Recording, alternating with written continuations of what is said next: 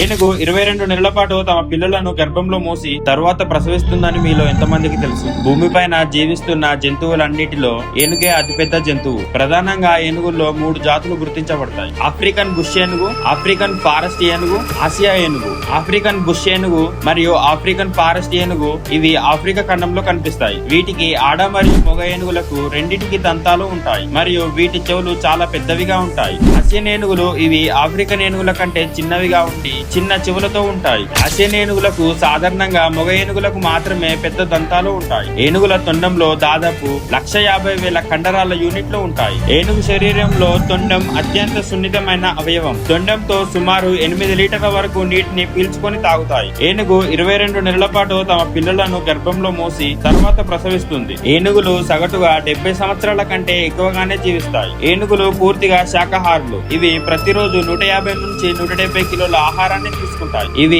ఎక్కువగా పచ్చని అడవులు, గడ్డి భూములు మరియు నీరు ఉన్న స్థలాల దగ్గర నివసిస్తాయి. ఏనుగులు గుంపులుగా జీవిస్తాయి మరియు బలమైన కుటుంబ సంబంధాలను ఏర్పరచుకుంటాయి.